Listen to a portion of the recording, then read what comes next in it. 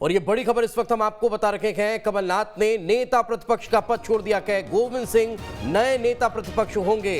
तो लंबे समय से ये चर्चा चल रही थी, लंबे समय से इन बातों को लेकर कयास लगाए जा रहे थे कि क्या दोनों में से कोई एक पद कमलनाथ छोड़ेंगे, और इसको लेकर लगातार कई तरह की बातें निकलकर सामने आ रही थी। और अब ये बड़ी खबर बताई जा रही है कि कमलनाथ ने एक पद छोड़ दिया है, नेता प्रतिपक्ष का पद छोड़ा है, और गोविंद सिंह अब नए नेता प्रतिपक्ष होंगे। तो और ज्यादा जानकारी के साथ हमारे सहयोगी शुभम जुड़ चुके हैं। शुभम, लंबे दौर से इस बात को लेकर मंथन चल रहा था, और क्या दिल्ली में जो बैठक हुई थी उसमें इस बात को फाइनल कर लिया गया था?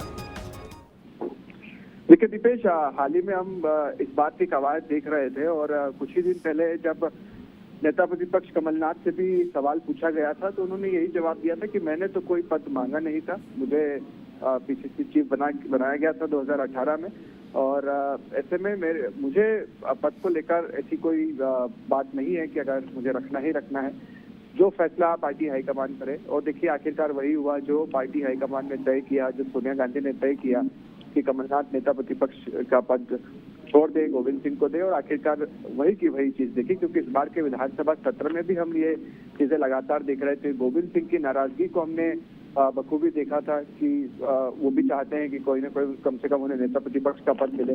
तो 2023 के चुनाव से पहले जो कवायद चल रही थी कि आखिरकार कमलनाथ का पीसीसी चीफ का पद छोड़ेंगे या फिर नेता प्रतिपक्ष का पद छोड़ेंगे, तो कुल मिलाकर नेता प्रतिपक्ष का पद छोड़ना ही उन्होंने ठीक समझा। क्योंकि 2023 को लेकर जो तैयारियां कांग्रेस में चल रही है, जो बैठकें चल रही है, उसमें एक बात तय हो गई है कि आने वाला जो चुनाव है वो कमलनाथ के नेतृत्व में ही लड़ा नहीं। तो शुभम, ये उसी दिन तय हो गया था क्या, जिस दिन ये तय हुआ था कि आने वाला चुनाव जो है वो कमलनाथ के नेतृत्व में लड़ा जाएगा, और ये उसी दिन तय हो गया था कि नेता प्रतिपक्ष का पद छोड़ सकते हैं और प्रदेश अध्यक्ष तो बने रहेंगे? देखिए बिल्कुल, क्योंकि जो मीटिंग्स हुई दीपेश, सबसे पहले भोपाल में मीटिंग हुई जिसमें तमाम बड़े नेता जो हैं वो पहुंचे थे। उसके बाद फिर हमने देखा कि इसे लेकर दिल्ली में भी मीटिंग हुई, सोनिया गांधी के साथ कमलनाथ की मीटिंग हुई, कई अन्य नेता भी, ऋग्वेद सिंह भी मौजूद थे। तो सारे के सारे नेता जो है वो मौजूद रहे हैं, और उसके बाद इस बात पर मोहर भी लगी क्योंकि सभी की सहमति भी कहीं ना कहीं मांगी गई थी। और गोविंद सिंह एक सीनियर लीडर है, लंबे वक्त से, तकरीबन 30-32 साल हो गए उन्हें जब से वो विधायक जो है वो बने हुए हैं। पिछली जो कांग्रेस की सरकार थी उसमें भी महत्वपूर्ण जिम्मेदारी से भी संसदीय कार्य मंत्री गोविंद सिंह थे। तो एक जो नाम यहाँ पर सामने आ रहा था, हालांकि कई ऐसे नेता थे इनको लेकर चर्चा हो रही थी कि और भी कोई शख्स है, या जयवर्धन सिंह की आप बात करते हैं, उन्हें बना सकते हैं क्या, जिंदू पटवारी नेता प्रतिपक्ष होंगे। तो इस तरह से बाला बच्चन को लेकर जो है नाम तेजी से चल रहा था, क्योंकि सबसे करीबी अगर कमलनाथ से कोई है तो वो बाला बच्चन है। सज्जन सिंह वर्मा का नाम हम नहीं भूल सकते, तकरीबन 69-70 साल की उम्र हो गई है, काफी सीनियर लीडर है वो भी कांग्रेस के। वो भी एक तरह से एक्सेप्ट कर रहे थे इस पद को लेकर, और ये बात कह रहे थे कि उन्हें भी किसी तरह की कोई परेशानी नहीं है, अगर पार्टी उन्हें भी जिम्मेदारी देती है तो वो इसे लेकर तैयार हैं। तो कुल मिलाकर पार्टी में जबसे सीनियर लीडर अगर कमलनाथ के बाद कोई है तो वो फिलहाल गोविंद सिंह नजर आ रहे हैं, लंबे वक्त से विधायक है, और उन्हें फिलहाल ये जिम्मेदारी सौंपी गई है। बिल्कुल, आप साथ में रहें, आगे भी आपसे चर्चा करेंगे। तो जैसा कि हमारे सहयोगी शुभम बता रहे हैं कि पार्टी ने एक बड़ा फैसला लिया है और डॉक्टर गोविंद सिंह को नेता प्रतिपक्ष की जिम्मेदारी सौंपी गई है। कमलनाथ ने अपना एक पद छोड़ दिया है और वे अब पीसीसी चीफ बने रहेंगे। और पूर्व मंत्री और लाहौर से विधायक डॉक्टर गोविंद सिंह को अब नई रिस्पॉन्सिबिलिटी सौंपी गई है। वे अब 36 मध्य प्रदेश में विधानसभा के नेता प्रतिपक्ष की रिस्पॉन्सिबिलिटी संभालेंगे। विपक्ष के नेता की जिम्मेदारी अब उनके कंधों पर होगी।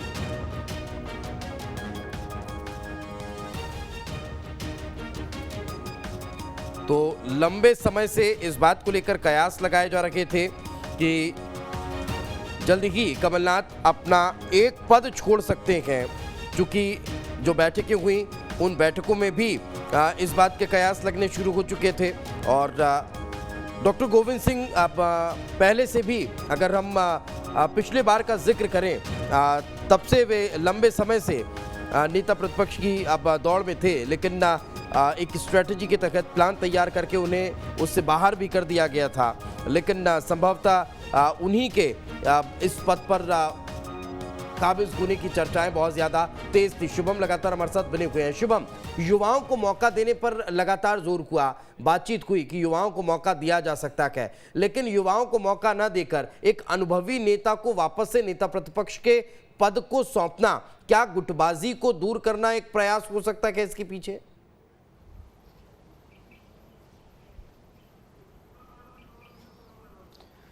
देखिए दीपेश, 2018 की अगर आप बात करेंगे, जब अरुण यादव तकरीबन 4.5 वर्षों से पीसीसी चीफ बने हुए थे और आप देखिए 6 महीने का वक्त रह गया था, यही अप्रैल मई की बात थी और उस समय कमलनाथ को जिम्मेदारी सौंपी गई थी। उस समय भी ये कहा गया था कि देखिए जो 4.5 साल से मेहनत कर रहा है उसे अचानक से हटाया गया जब चुनाव का समय आया। तो उस समय गुटबाजी की जो बात सामने आई थी, उसके बाद कोऑर्डिनेशन कमेटी का चीफ दिग्विजय सिंह को बनाया गया। किसी तरह की कोई सभा नहीं करते थे मगर पूरे मध्य प्रदेश में वो घूमते थे, अपनी यात्रा भी उन्होंने की थी। इसके बाद जो सरकार गई है, सिंधिया पूरा खेमा चला गया है, कई मंत्री विधायक जो है उस वक्त के चले गए थे, खुद ज्योतिरादित्य सिंधिया चले गए। तो ऐसे में गुटबाजी वहाँ से जो है शुरू हुई है और खुलकर जो है वो सामने आई थी, क्योंकि हम पहले कहते थे दिग्विजय सिंह का खेमा है, ज्योतिरादित्य सिंधिया का खेमा है, अरुण यादव है, कमलनाथ है, और कहीं ना कहीं ज्योतिरादित्य सिंधिया का पूरा खेमा एक मंच पर दिखता भी था, क्योंकि जब सिंधिया मध्य प्रदेश में आते थे, भोपाल में आते थे, तो जितने उनके करीबी मंत्री हैं वो दिखते थे, इसके अलावा दूसरे कोई और मंत्री नहीं दिखते। बिल्कुल, मैं रोकना चाहूंगा शुभम, तो इस वक्त हमारे साथ बीजेपी से नेहा बग्गा जी जुड़ चुके हैं। नेहा जी, बहुत बहुत स्वागत आपका। सदन में अब विपक्ष के नेता के तौर पर नई जिम्मेदारी डॉक्टर गोविंद सिंह के कंधों पर रहने वाली है। अनुभवी नेता है, बड़ा अब उनका विधायकी का अनुभव है। क्या लग रहा है सदन में सत्ता पक्ष को घेरने के लिए मजबूत विपक्ष के नेता की भूमिका वे निभाएंगे? मुझे आपके माध्यम से खबर जरूर मिल रही है, अगर ये सत्य है तो ये अच्छा है जी, क्योंकि एक व्यक्ति जिसकी भजन कीर्तन की उम्र हो, उसे आप मुख्यमंत्री भी बना दें, नेता प्रतिपक्ष भी बना दें, और जिसे सदन की कार्रवाई बकवास लगने लगे, क्योंकि मानसिक संतुलन आप समझिए, इतना सारा बोझ और फिर उम्र की ये जो पड़ाव है, तो सदन की कार्रवाई जहाँ पर लोकतंत्र से चुनकर भेजा जाता है, जहाँ पर गरीबों के लिए योजनाएं बनती हैं, जहाँ पर प्रदेश को व्यवस्थित तौर पर चलाने के लिए सारी प्रक्रिया तय की जाती है, जनता अपने स्नेह से, प्यार से और एक जिम्मेदारी के साथ चुनकर भेजती है, उसको लेकर जो कमलनाथ जी के विचार हैं, अगर उन परिस्थितियों में दिल्ली आला कमान ने या कमलनाथ जी स्वयं ने स्टेप डाउन करने का एक पद से अगर निर्णय लिया है, तो मुझे लगता है ये अच्छा निर्णय है, क्योंकि समय समय पर जो असंतुलित भाषा, कमलनाथ जी की असंसदीय भाषा निकलती रही, चाहे आइटम हो चाहे बकवास, इन सबको देखते हुए ये this is the right time, I must say, और इसकी आवश्यकता भी थी कांग्रेस पार्टी को, क्योंकि ऐसा नहीं है, पुरानी पार्टी है, आजादी के समय से चल रही है ये पार्टी, कई सारे लोग हैं, कई सारे अनुभव हैं, बहुत से युवा हैं, अलग अलग लोगों को मौका मिलना चाहिए। कहते हैं सदन में अगर विपक्ष का नेता बहुत ज्यादा मजबूत हो तब फिर सत्ता पक्ष के लिए अपनी चीजों को रखना, अपनी बातों को अब रखना थोड़ा सा मुश्किल हो जाता है। ये मुश्किल अब बीजेपी के लिए होगी? देखिए, लोकतंत्र में तो हमेशा ये उम्मीद की जाती है कि सरकार जो काम कर रही है उसमें निगरानी रखने का काम जो है नेता प्रतिपक्ष करें, विपक्षी दल करें, पर जिस तरीके की परिस्थितियां कांग्रेस में बनी हुई है, नेता नहीं, नीति नहीं, एक ही व्यक्ति को अलग अलग उपमाओं, अलग अलग पदों से बार बार उनको नवाजना, उसके कारण आप देख रहे हैं कि क्या परिस्थिति बन रही है। 400 सीटों वाली पार्टी कहाँ आ गई है? उत्तर प्रदेश में 2 सीटें रह गई हैं, जहाँ जैसे प्रियंका गांधी, राहुल गांधी निकले थे तो बस 2 ही सीटें आई हैं उनकी कुल मिला के, बाकी के 4 राज्य छूट गए हैं। और कमलनाथ जी तो खुद कहते रहे हैं कि हाँ, मैं विधानसभा में नहीं जाता हूँ। तो अगर कोई एक्टिव व्यक्ति आएगा तो ये लोकतंत्र और स्वस्थ लोकतांत्रिक प्रक्रिया के लिए, संवैधानिक प्रक्रिया के लिए अच्छा संकेत है। साथ में रखे नेहा जी, शुभम भी हमारे साथ लगातार बने हुए हैं, हम एक और कमेंट आपसे लेंगे, एक जानकारी शुभम से ले लेते हैं। शुभम, जिस बात का हम जिक्र कर रहे थे, कांग्रेस कोशिश में थी कि किसी युवा को मौका दिया जाए। जीतू पटवारी का नाम सामने आ रहा था, हम जयवर्धन सिंह का नाम सुन रखे थे, हम सुन रखे थे सज्जन सिंह वर्मा को मौका मिल सकता है, अजय सिंह राहुल भैया को मौका दिया जा सकता है, लेकिन एकाएक डॉक्टर गोविंद सिंह का नाम सामने आ जाना, जबकि पहले भी वे इस दौड़ से बाहर हो चुके हैं, क्या दर्शाता है? क्या कोई खास वजह इसकी?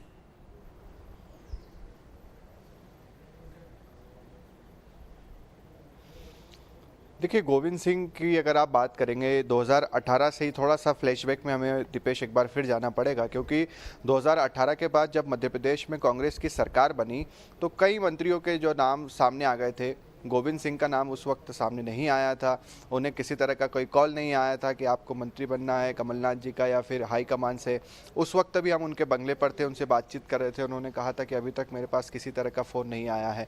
गुटबाजी वहाँ से भी शुरू हुई थी, एक तरह से वो भी उस वक्त नाराज़ हो गए थे। फिर चर्चा हो रही थी कि गृहमंत्री उन्हें जो है वो बनाया जाएगा, क्योंकि मुख्यमंत्री के बाद दूसरा कोई पावरफुल मिनिस्ट्री है तो वो होम मिनिस्ट्री है। उस समय भी बाला बच्चन को दिया गया, उन्हें जो है वो गृहमंत्री भी नहीं बनाया गया। अब जब सरकार गई फिर चर्चा आई कि चलिए अब नेता प्रतिपक्ष कौन होगा, क्योंकि सीएम तो कमलनाथ बन ही चुके थे, पीसीसी चीफ भी कमलनाथ थे। अब तीसरा जो पद आ रहा था वो था नेता प्रतिपक्ष का। उस समय भी गोविंद सिंह का जो है नाम, चूंकि संसदीय कार्य मंत्री उस समय गोविंद सिंह ही थे कांग्रेस सरकार में, मगर उस वक्त भी उन्हें नेता प्रतिपक्ष नहीं बनाया गया। तो ये कवायद जो है लंबे वक्त से चल रही थी, नाराजगी उनकी लंबे समय से थी, और ऐसे में आखिरकार अब जाकर गोविंद सिंह को नेता प्रतिपक्ष जो है वो दिया गया है। और ये बात हमने कई समय पहले ही दीपेश चर्चा इससे लेकर की थी कि दो में से कोई ना कोई एक पद कमलनाथ जरूर छोड़ेंगे। अब पीसीसी चीफ का पद इसलिए नहीं छोड़ा गया है क्योंकि कमलनाथ को पूरे प्रदेश में अभी घूमना है, सभाएं करनी है, और साथ ही साथ आप देखिए कि जो पार्टी ने फैसला लिया है, जितने भी नेता थे उसमें दिग्विजय सिंह, सुरेश पचौरी, कांतिलाल भूरिया, अरुण यादव, अजय सिंह, सभी ने सर्वसहमति से कही है कि अगला जो 2023 का चुनाव है वो कमलनाथ के नेतृत्व में ही लड़ना है, क्योंकि इससे लेकर भी कहीं ना कहीं अलग अलग तरह के सवाल हाल बीच में आने लगे थे, मगर सभी सर्वसहमति से अब ये बात कह चुके हैं कि तो ये एक जिम्मेदारी हो जाती है कि 2018 में जिस तरह से कमलनाथ बिल्कुल यही वजह है कि अब ये नेता प्रतिपक्ष का पद छोड़ने का फैसला कहीं ना कहीं कमलनाथ के द्वारा लिया गया। साथ में रखे शुभम, अजय सिंह जी हमारे साथ जुड़ चुके हैं, बहुत बहुत स्वागत है अजय जी आपका। इस फैसले को लेकर आप किस तरह से आत्ममंथन आत्मचिंतन पार्टी में हुआ और ये बड़ा फैसला लिया गया, अजय जी? देखिए, कांग्रेस पार्टी मिशन 2023 के लिए लगातार रणनीति बन रही है। हमारी राजनीतिक कमेटियों का भी गठन हुआ है, वचन पत्र की कमेटी का भी गठन हुआ है। नेता प्रतिपक्ष और प्रदेश अध्यक्ष का दोहरा जिम्मेदारी कमलनाथ जी निभा रहे थे। वो पहले ही स्पष्ट कर चुके थे कि एक जिम्मेदारी को वो छोड़ना चाहते हैं, क्योंकि अन्य नेता अगर जवाबदारी उठाएंगे तो और ज्यादा मजबूती से पार्टी काम कर पाएगी। कमलनाथ जी ने नेता प्रतिपक्ष के पद से त्याग पत्र कांग्रेस अध्यक्ष को सौंपा था, उन्होंने उसको स्वीकार किया, और वरिष्ठतम नेता डॉक्टर गोविंद सिंह जो 7 वार्ड के विधायक हैं, उनको नेता प्रतिपक्ष के पद पर नियुक्त किया है। पूरी कांग्रेस पार्टी और विधायक दल इस निर्णय के साथ है। कांग्रेस पार्टी को इससे बहुत अधिक लाभ होगा। ग्वालियर चंबल अंचल से डॉक्टर गोविंद सिंह आते हैं, उस इलाके में सिंधिया जी और नरोत्तम मिश्रा की और नरेंद्र सिंह तोमर की वैसे भी जमीन खिसक गई है। डॉक्टर गोविंद सिंह के बनने से कांग्रेस की और ज्यादा धार मजबूत होगी। अजय जी, एक जो अब खालीपन ग्वालियर चंबल अंचल में नजर आ रहा था ज्योतिरादित्य सिंधिया के जाने के बाद से, क्या उसको फुलफिल करने के लिए ही डॉक्टर गोविंद सिंह को ये रिस्पॉन्सिबिलिटी दी गई, एक बड़ा अब पद दिया गया, उनका कद बढ़ाया गया ताकि ग्वालियर चंबल अंचल में एक दबदबा उनका और नजर आए? वैसे भी खारिज कर चुकी है, खुद चुनाव हार गए थे 1.5 लाख वोटों से।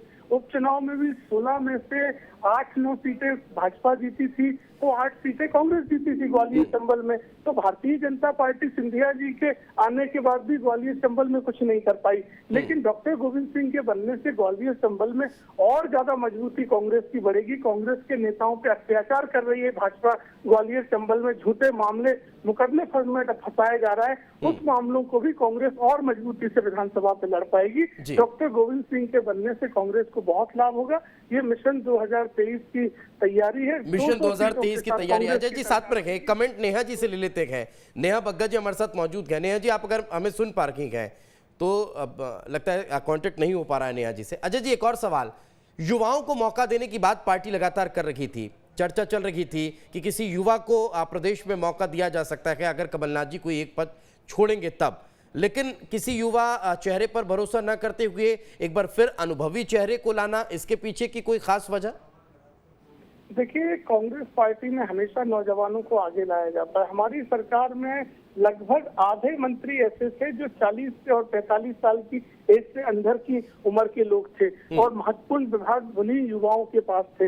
इसलिए आप समझ सकते हैं कि कांग्रेस सरकारों में जब युवाओं को जिम्मेदारी दी जाती है, संगठन में भी दी गई है और आगे भी दी जाएगी, क्योंकि नेता प्रतिपक्ष एक ऐसा पद है जिसमें संसदीय अनुभव और संसदीय ज्ञान का भी बहुत आवश्यकता होती है। पहले भी बाला बच्चन के पास था। बाला बच्चन जी उप नेता प्रतिपक्ष थे, जमुना देवी जी के निधन के बाद कुछ समय के लिए रहे थे और विधायक दल में इस तरह की राय बन रही थी कि नेता प्रतिपक्ष के पद पर एक ऐसे व्यक्ति को जो जिसके पास संसदीय अनुभव हो और बहुत वरिष्ठ हो वो रहेंगे तो ज्यादा अच्छा लाभ होगा और कांग्रेस पार्टी मजबूती से एक जो चर्चा राजनीतिक गलियारों में है वो मैं आपसे शेयर करता हूं। कहीं इसके पीछे की खास वजह ये तो नहीं कि एकमात्र ऐसा नाम समझ में आ रहा था जिन पर आम सहमति बन सकती थी, बाकी नामों पर पार्टी लाइन एकमत नहीं हो पा रही थी, चाहे हम किसी भी युवा नेता का नाम चुन लें, सज्जन सिंह वर्मा हो, जीतू पटवारी हो, अजय सिंह राहुल भैया हो, जयवर्धन सिंह हो, तमाम नाम एक मत पार्टी नहीं हो पा रही थी। एकमात्र ऐसा नाम डॉक्टर गोविंद सिंह का नजर आया जिनके नाम का कहीं कोई विरोध नहीं हुआ, सब एक मत को गए, सब एक राय से उनके नाम पर फाइनल करते हुए नजर आए। यही एक कारण था। देखिए, कांग्रेस पार्टी में नेता प्रतिपक्ष या किसी अन्य पद के लिए किसी भी नेता द्वारा कोई दावेदारी पेश नहीं की गई थी, ना किसी अन्य नेता द्वारा, ना डॉक्टर गोविंद सिंह जी के द्वारा। ये तो पार्टी द्वारा निर्णय लिया गया और पार्टी सभी की संभावनाओं को देखते हुए पार्टी के हित में जो उपयुक्त निर्णय होता है वो निर्णय लेती है, जिसको जो जिम्मेदारी देना आवश्यक होती है वो देती है। डॉक्टर गोविंद सिंह सबसे वरिष्ठ विधायक हैं, उनका संसदीय अनुभव है, लगातार जीतते आ रहे हैं, 7 बार के विधायक हैं, इसलिए उनके नेता प्रतिपक्ष बनने से कांग्रेस को लाभ होगा। ये बहुत अच्छा निर्णय है। कांग्रेस को अजय जी, जो लोग उम्मीद पाले हुए थे कई, अब चूंकि आप नेता या कार्यकर्ता हैं तो उम्मीदें अब होती हैं कि अगर हम अच्छा काम कर रहे हैं तो पार्टी हमें अपने इस काम के लिए कोई पुरस्कार, कोई उपहार जरूर देगी पद के रूप में, लेकिन ऐसा हुआ नहीं। उन लोगों की निराशा कहीं अब पार्टी के लिए हावी तो नहीं होगी, कहीं उनकी नाराजगी तो पार्टी को झेलनी नहीं पड़ेगी। देखिए, कांग्रेस पार्टी इस समय जनता की संघर्ष कर रही है, लड़ाई लड़ रही है। यहाँ उपकृत होने का होड़ नहीं है। जनता के बीच में कांग्रेस की बात को पहुंचाना और भारतीय जनता पार्टी के दुष्प्रचार और कुशासन की पोल खोलने की बात है और सभी लोगों को अलग अलग जवाबदारियां दी गई हैं। पिछले दिनों राजनीतिक समिति बनी, उसमें भी 20 नेताओं को बनाया गया। वचन पत्र की समिति बनाई गई है, उसमें भी अलग अलग सदस्य हैं। धीरे धीरे करके सभी नेताओं को जवाबदारी दी जा रही है और सबको कार्य दिया जा रहा है। पूरी पार्टी एकजुट है। भारतीय जनता पार्टी में बिखराव है, इसलिए दिल्ली में बैठकर विजय वर्गीय जी मच्छर मार रहे हैं। ठीक है। चूंकि अभी बीजेपी का कोई प्रतिनिधि है नहीं, इसलिए मैं जवाब नहीं ले पाऊंगा आपकी इस बात का। बहुत बहुत शुक्रिया अजय जी हमारे साथ चर्चा में जुड़ने के लिए।